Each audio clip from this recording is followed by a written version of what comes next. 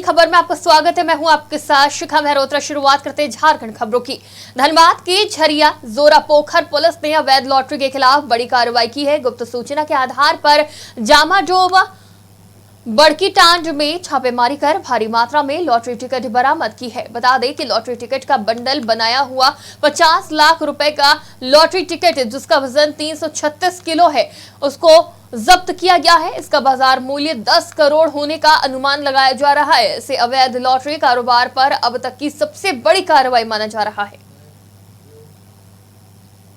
Dhanbad SSP HP Janardan और DC Madhavi कुमारी ने गुरुवार देर शाम इंटरेस्ट बॉर्डर मैथन और चिरकुंडा का निरीक्षण किया। एसएसपी ने बताया कि आगामी लोकसभा चुनाव को देखते हुए इंटर स्टेट बॉर्डर पर वाहनों की जांच की जा रही है।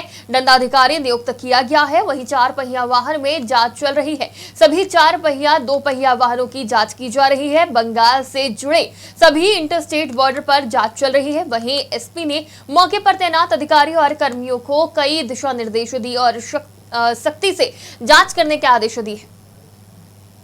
धनबाद के साथ जो बंगाल बॉर्डर में हमारा मैथन ओपी में जो चेक पोस्ट है उसका निरीक्षण के लिए आया हुआ है। यहाँ जवान लोगों के द्वारा कैसे चेकिंग कर रहा है, बड़ा गाड़ी छोटा गाड़ी का चेकिंग कैसे कर रहा है, बाइक का चेकिंग कैसे कर रहा है, वो देखने के लिए और लोगों को जो भी दिशा निर्देश देना है वो देने के लिए आज यहाँ आया हुआ है। ये लोग उपायुक्त धनबाद के साथ जो बंगाल बॉर्डर में हमारा मैथन कि आगामी लोकसभा चुनाव की घोषणा हो चुकी है, आचार संहिता प्रभावी है, तो धनबाद लोकसभा क्षेत्र में चुनाव को देखते हुए जो इंटर स्टेट चेक पोस्ट हम लोग का बनाया गया है उसका निरीक्षण कर रहे हैं। जिसमें यहाँ पर हम लोग निरीक्षण ये भी कर रहे हैं कि हमारे मजिस्ट्रेट, पुलिस पदाधिकारी सभी लोग समय पर उपस्थित है कि नहीं, ठीक से हमारी गाड़ियों की जांच करी जा रही है कि नहीं, क्योंकि आप जानते होंगे कि कैश, लिकर या कोई भी आपत्तिजनक सामग्री वो हमारे लोकसभा क्षेत्र में एंटर नहीं करनी चाहिए। कि आगामी लोकसभा चुनाव गिरिडीह के गांवा में गुप्त सूचना के आधार पर अवैध विदेशी शराब के खिलाफ उत्पाद विभाग ने बड़ी कार्रवाई की है। ये कार्रवाई गिरिडीह पुलिस अधीक्षक के निर्देश पर की गई है। उत्पाद विभाग द्वारा छापेमारी में टीम ने शराब माफिया बबलू साहा और उसके सहयोगियों को गिरफ्तार किया है। वहीं शराब लदे ब्रेजा कार सहित गोदाम में छुपाकर रखे गए 110 पेटी अवैध नकली विदेशी शराब स्प्रिट के 3 खाली गैलन को भी जब्त कर अपने साथ ले गई है। हीरा सिंह को पुलिस ने भागने के क्रम में दौड़ाकर पकड़ा है। वहीं शराब माफिया बबलू साहा अपनी ब्रेजा कार से शराब ढोते हुए रंगे हाथों पकड़ा गया। प्राप्त हुई कि गांवा थाना क्षेत्र के अंतर्गत एक व्यक्ति के द्वारा जो है बिहार राज्य को शराब जो है अवैध रूप से बनाकर भेजा जा रहा है। इसका जो है इसके लिए पुलिस अधीक्षक गिरिडीह के द्वारा जो है उत्पाद विभाग को निर्देश दिया गया और उनके द्वारा और एसएसटी टीम जो गांवा के हैं और थाना प्रभारी गांवा दोनों के संयुक्त रूप से जो सप्लायर हैं उनको रंगे हाथों शराब देते हुए गिरफ्तार किया गया और उसके निशानदेही पर ये गोदाम में भी छापेमारी की गई, जहाँ से करीब 100 पेटी से अधिक अवैध शराब बरामद हुआ। प्राप्त हुई कि होली का त्योहार आते ही शहर के दीपूगढ़ा स्थित ओल्ड एज होम में बुजुर्गों के बीच होली मनाई गई। प्रत्येक वर्ष की तरह इस वर्ष भी हजारीबाग यूथ विंग के पदाधिकारियों और सदस्यों ने फल, जूस, हॉर्लिक्स सहित कई अन्य सामानों का वितरण कर होली का पर्व बड़े ही धूमधाम के साथ मनाया। होली की गीत प्रस्तुत की गई, साथ ही सभी आनंदित होकर बुजुर्गों की सेवा में समर्पित दिखे। होली के पहले वृद्धाश्रम में हम लोग होली मनाए। उनके साथ साथ उनको कुछ सामग्री दिया गया, जैसे तेल, साबुन, खाने का कुछ आइटम था, बिस्कुट, सेव, केला इत्यादि। हम लोग मिलजुल के उनके साथ होली मनाए। हाँ, हम लोग लगातार 3 साल से कर रहे हैं। झारखंड के प्रसिद्ध धर्म स्थल चतरा जिले के इटखोरी स्थित मां भद्रकाली मंदिर में यज्ञ आयोजन हुआ। बता दें कि साल 1982 से प्रतिवर्ष आयोजित होने वाले लक्ष्मी नारायण सुदर्शन महायज्ञ के समापन समारोह में हजारीबाग लोकसभा क्षेत्र के भाजपा प्रत्याशी से सदर विधायक मनीष जायसवाल सहित अन्य लोग सम्मिलित हुए और यज्ञ मंडप में माथा टेक मां भद्रकाली का आशीर्वाद लिया। देखिए, इस क्षेत्र में कोई भी कार्यक्रम हो तो शुरुआत तो माँ के दरबार से ही होना चाहिए, वही हम लोग करते हैं। इनकी प्रसिद्धि पूरे भारतवर्ष में है और हम लोग सौभाग्यशाली है कि इनके बगल में रहने का अवसर हम लोग को है। तो कोई भी कार्यक्रम का इस इलाके में शुरुआत तो यहीं से होना चाहिए। देखिए, विरोधी नहीं होंगे, राजनीतिक दूरी हम लोग के बीच में होगी। ये उनका अपना निर्णय है और ये प्रश्न आपको उनसे करना चाहिए। अच्छा, ये प्रश्न तो नहीं, लेकिन इलेक्ट्रल बॉन्ड पे कल तक कहा जा रहा था कि स्विस बैंक का हम हिसाब देंगे, अब आप एसबीआई पे नहीं दे रहे। नहीं, देखिए, आपको कहीं कंफ्यूजन है। इलेक्ट्रल बॉन्ड में 20,000 करोड़ रुपए का इलेक्ट्रल बॉन्ड इशू हुआ है एसबीआई की तरफ से।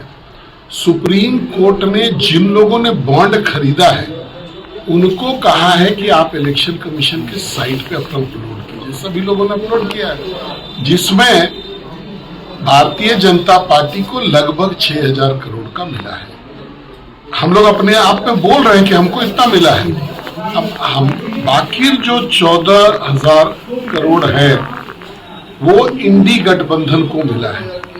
देखिए, झारखंड लोकतांत्रिक क्रांतिकारी मोर्चा के केंद्रीय संगठन सचिव रूपदेव रिवानी ने प्रेस वार्ता की, जिसमें उन्होंने कहा कि गिरिडीह सांसद आचार संहिता का उल्लंघन कर रहे हैं। उन्होंने कहा कि सांसद रात के अंधेरे में गांव के नुक्कड़ों और चौक चौराहों पर चोरी छुपे हाई मास्क लगाकर जाते हैं, जो कि पूरी तरह से आचार संहिता का उल्लंघन है। साथ ही उन्होंने और भी कई गंभीर आरोप लगाते हुए कहा कि गिरिडीह सांसद ने अपने 5 वर्षों के कार्यकाल में क्षेत्र में कभी नहीं दिखे, ना ही कोई विकास कार्य किया है। जितने भी काम हुए हैं वो सभी सिर्फ कागजों पर है, धरातल पर एक काम भी नहीं दिखता है।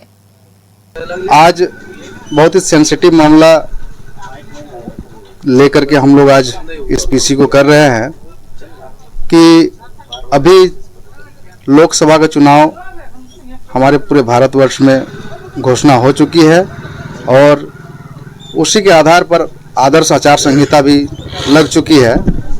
लेकिन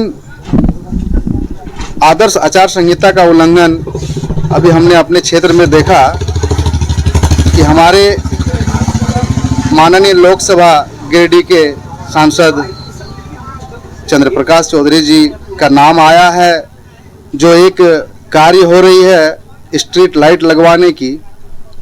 इसको जब उनके प्रतिनिधि से पूछा गया कि ये काम किस फंड से या किस मद से लगाया जा रहा है, तो हल्के फुल्के बातों से पता चला, खुल करके वो बोल नहीं पा रहे हैं कि उनके द्वारा इशारा किया गया कि सांसद मद से।